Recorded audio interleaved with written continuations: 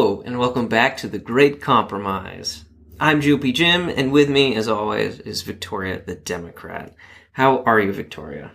I'm great. I'm excited for this episode. Yeah, it's been a little while since we had an episode. Apologies for that. A lot of life stuff happening on our end. But we're back today, and we're talking about Utah's new Social Media Regulation Act.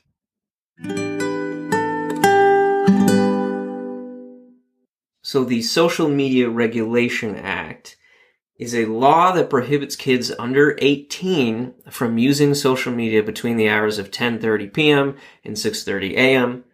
It requires age verification for anyone who wants to use social media in the state, and it gives parents access to their child's accounts, and it lets people sue social media. So there's all kinds of fun stuff in this act. And it's not the only state that is trying this out. There's other laws coming from Arkansas, Texas, Ohio, but blue states too. New Jersey and California was the first, actually, to pass legislation mandating safeguards for minors online. They do it a little different. They have tech companies design apps that default to privacy and safety settings that protects children's mental and physical health, apparently, and that goes into effect next year as well. So there are other states looking into this, as well as European countries. So I guess the question today is, Victoria the Democrat, what do we think of this?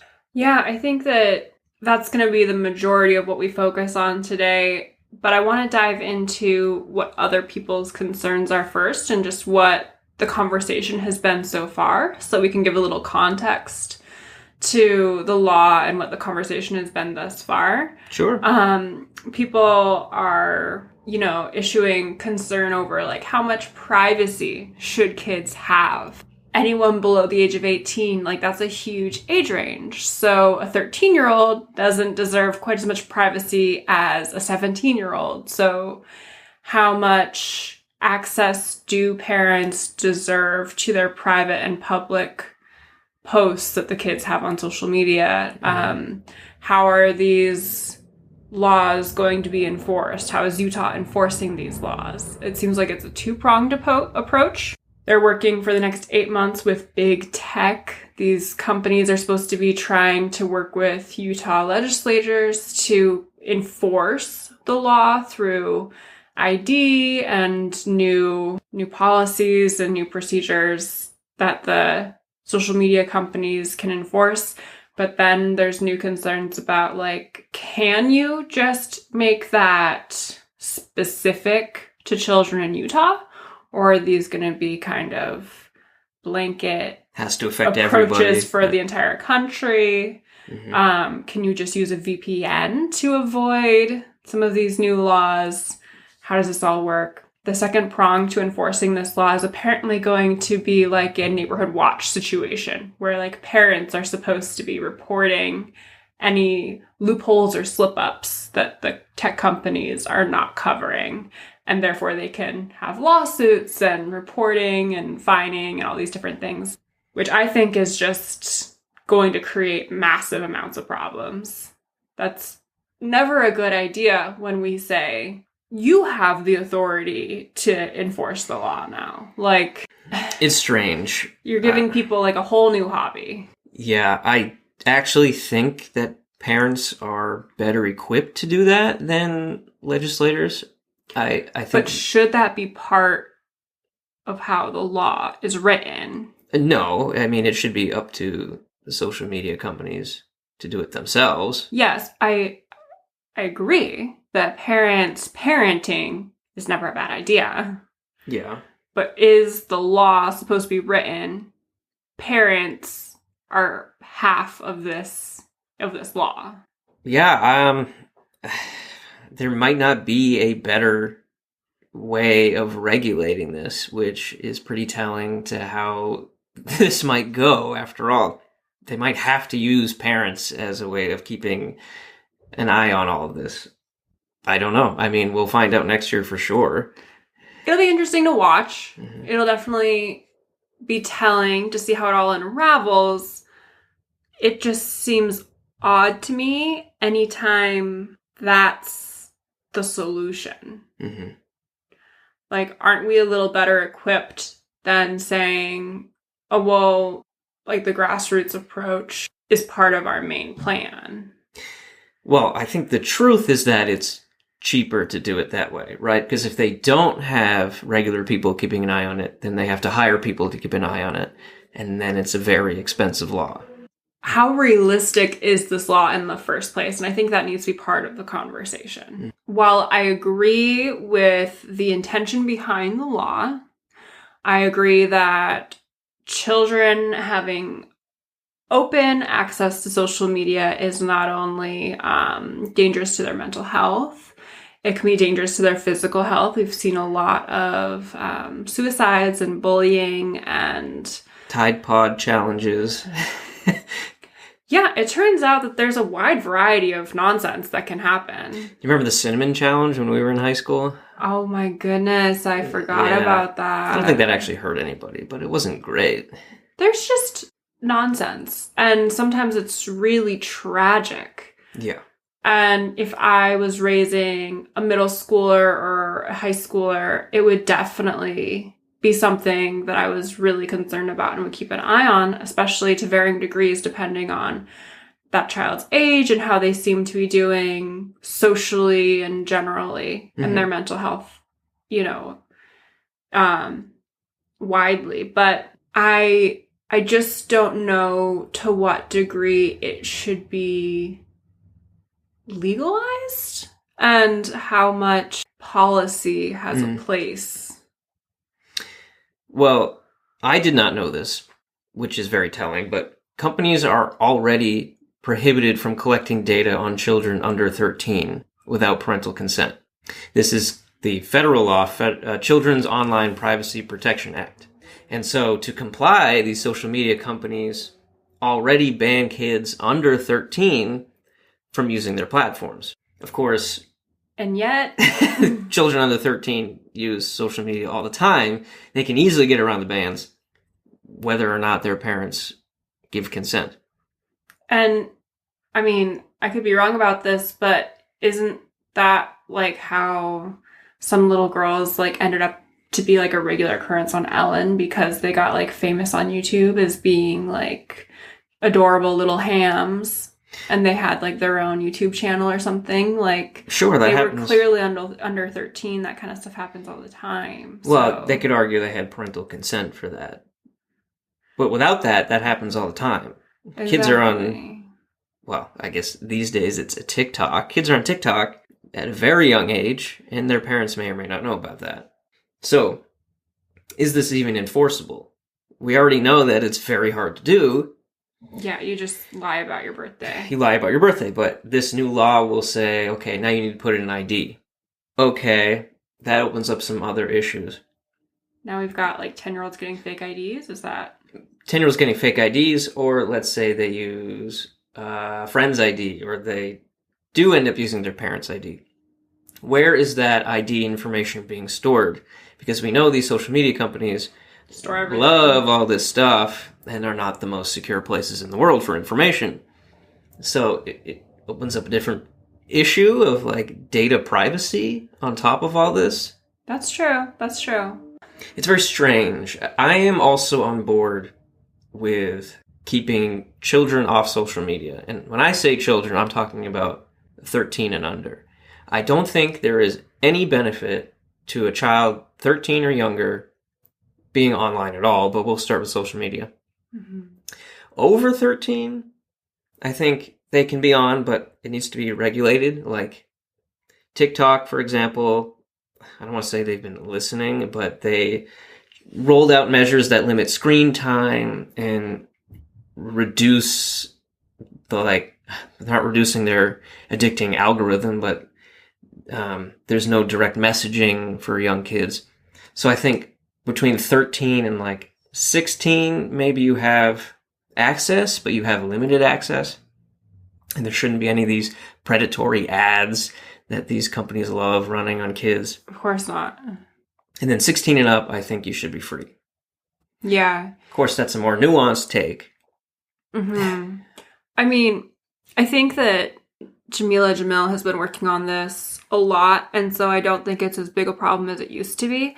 But there were also targeted weight loss ads directed at teenagers too, and that was a huge social media problem. Yeah. Where it was like, you should take these, pills, you should take this powder, you should take this supplement, and that was a really big issue. I mean, she's been doing a lot of legislative campaigning and stuff to change laws, which is really cool. But that was another social media problem where it's like you're targeting people that are going through puberty and their bodies are changing and their hormones are out of whack.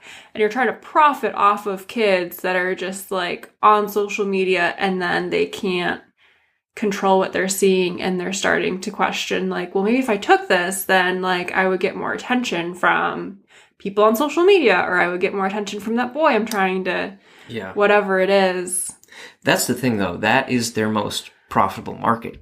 But it's disgusting. It's awful. Yes, it needs to be regulated somehow, but I'm not surprised that they're dragging their feet to do it, because the kids just buy things. They just click on ads.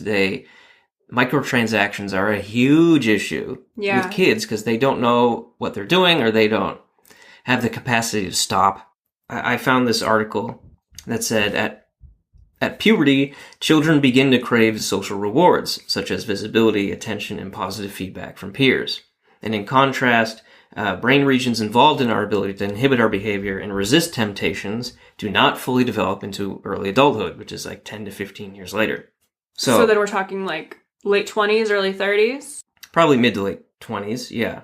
The findings are that children probably don't even have the ability to restrain themselves from using social media too much. Yeah, it's super sad. They're not even capable of restraining themselves.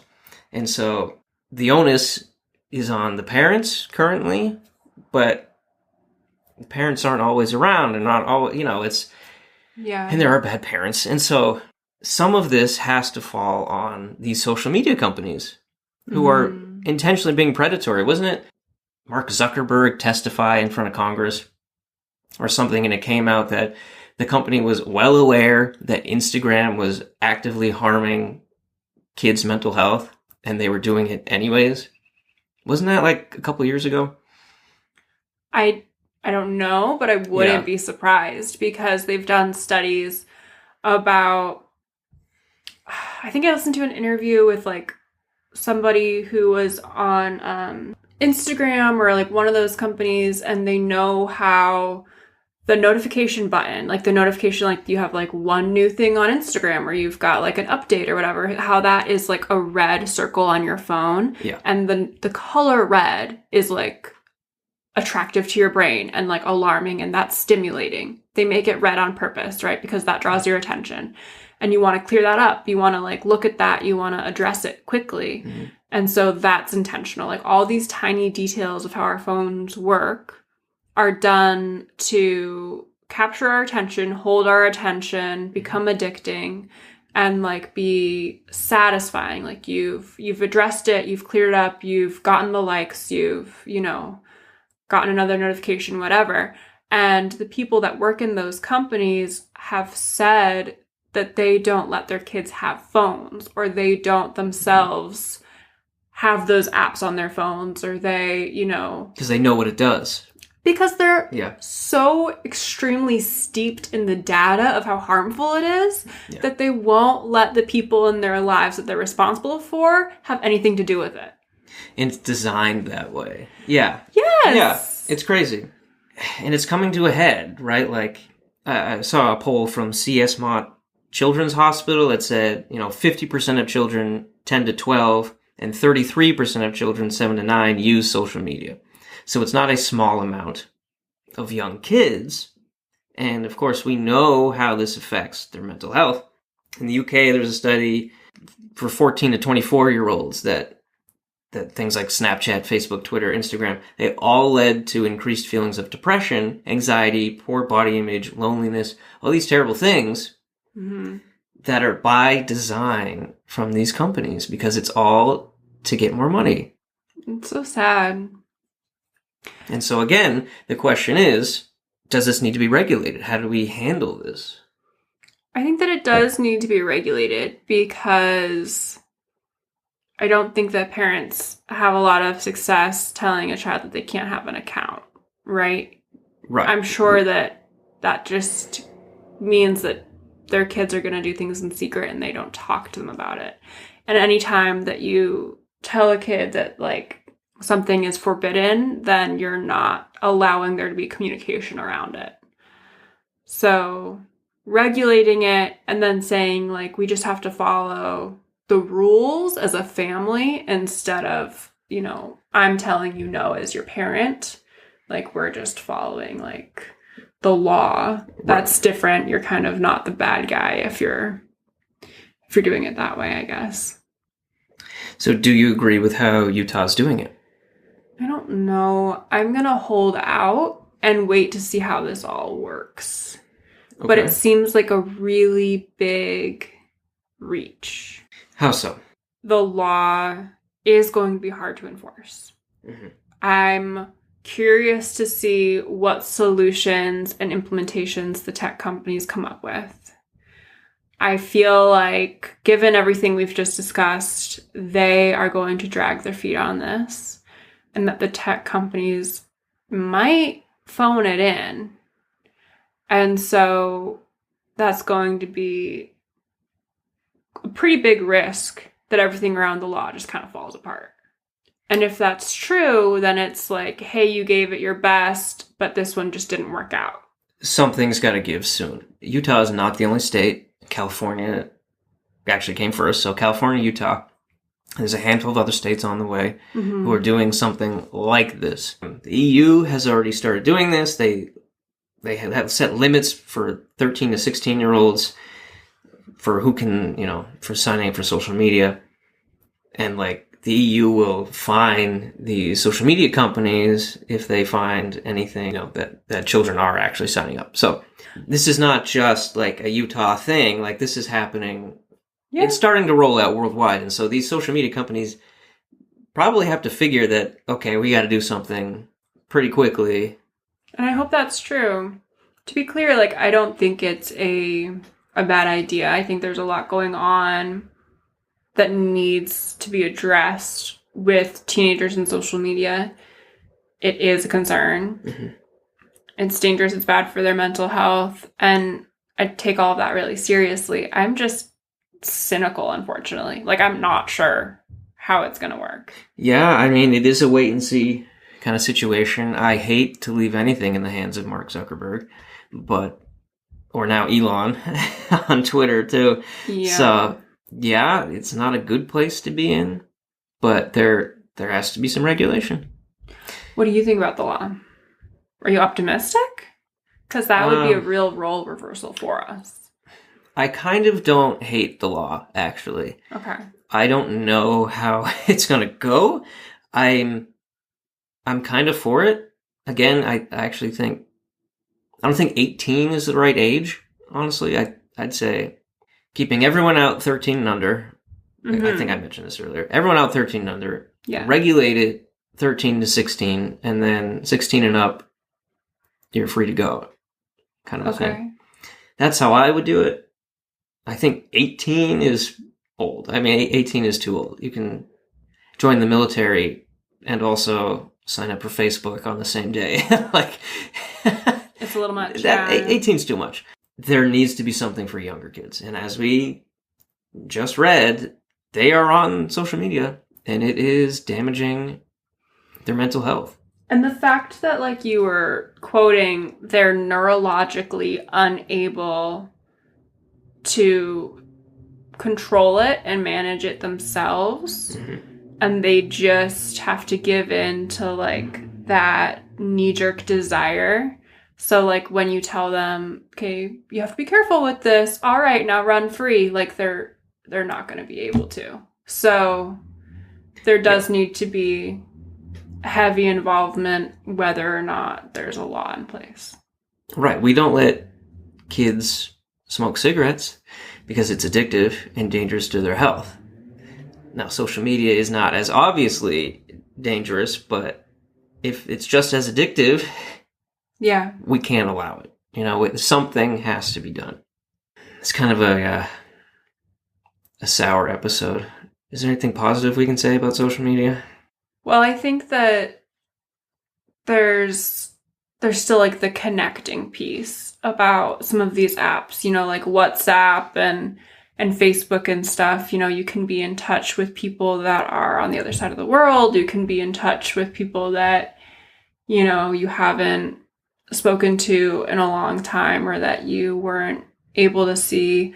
And during COVID, kids were able to like still find groups and clubs and like communicate with friends when they weren't able to leave their house. And so like that's true. That can be helpful in times when it's really isolating. And if kids are like going through something, they can find support groups or different stuff. I mean, there's like a million like Facebook groups for specific things.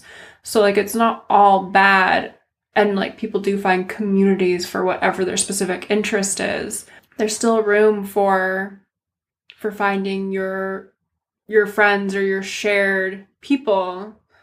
But the flip side of that is that like kids are not motivated to get their driver's licenses like they used to. That statistic has really dropped because kids don't need to leave the house to hang out with their friends.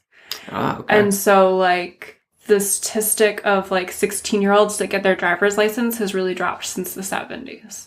Because these days kids are like, I'll just call an Uber if I really need to get somewhere because like I'm just going to go home and talk to everybody from my bedroom. And so then that actually like strips you of like your independence and your willingness to like take a job that's outside of the city or outside of like your immediate neighborhood and all that stuff. But like 16-year-olds don't worry about those immediate details. And so sure, yeah. Those are the types of things that are happening these days because of social media. Like it's not only focused on mental health, it's focused on like, are you getting outside? Are you independent? Sure, are you like joining a running club or are you joining, you know, a club on Facebook, you know? Well, I would never join a running club. Even before social media. Those are ways that people find friends too, though, you know? Yeah, that's true. That's true. So, to summarize, the internet was a mistake. Not always, We're but over it can make our lives small. Yeah. Yeah. And we shouldn't allow that for children who are not capable of limiting it for themselves. I mean, adults have a hard time limiting it for themselves, so we have to kind of help the kids. And I think that both adults and kids need to like push themselves out of their comfort zones. And so, you know, you've got to kind of do that for yourself and your family if you're the parent and be like, we're all just going to get out of the house today and like do something different because it's all too easy to be staring at your phones all of the time. Thank you for listening to this episode of the Great Compromise Podcast. Please follow us on Facebook, Instagram, Twitter, YouTube. Why are we laughing? We just had a whole episode about how social media is terrible, but now we're pitching our own social media. It's terrible, and if you're going to be on it, follow the Great Compromise Podcast and listen again. Make sure your kids follow us, too. Even if they're under 13. That's fine. Just hit that like button and subscribe. That's right. And we'll see you next time.